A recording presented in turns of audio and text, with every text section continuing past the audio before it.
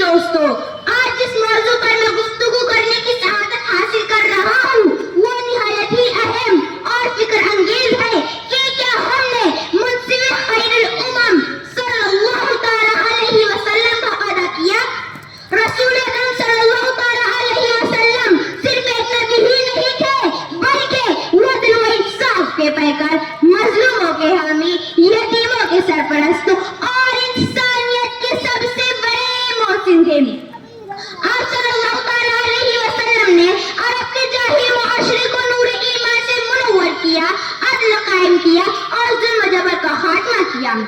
قرآن مجید میں ارشاد ہوتا ہے إِنَّ اللَّهَ يَأْمُرُكُمْ أَن تُؤَدُّوا الْأَمَانَاتِ إِلَىٰ أَهْلِهَا وَإِذْ حَكَمْتُم بَيْنَ النَّاسِ أَن تَحْكُمُوا بِالْعَدْلِ، یعنی اللہ تعالیٰ تمہیں حکم دیتا ہے کہ امانتیں ان کے اہل تک پہنچاؤ اور جب لوگوں کے درمیان فیصلہ کرو تو انصاف کے ساتھ کرو۔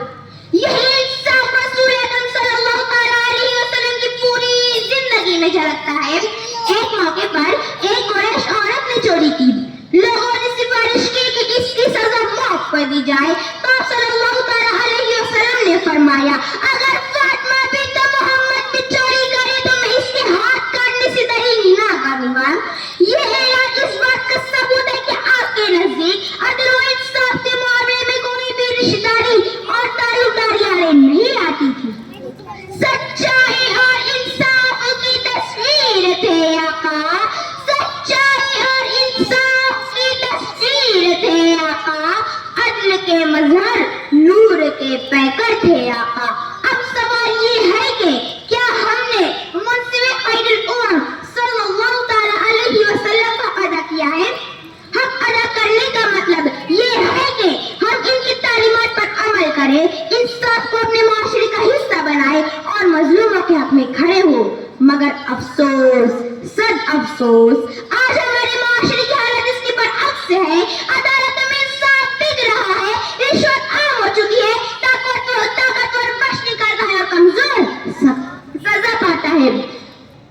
چلو اٹھو محمد کی شریعت کے لیے، چلو اٹھو محمد کی شریعت کے لیے، یہی ہے کامیابی کی حقیقت کے لیے۔ اللہ تعالیٰ ہم سب کو نبی کریم صلی اللہ تعالی وسلم کی سنتوں پر چلنے اور ان کے حق ادا کرنے کی توفیق عطا فرمائے، آمین ثم آمین۔ وآخر دعوانا الحمدللہ رب العالمین۔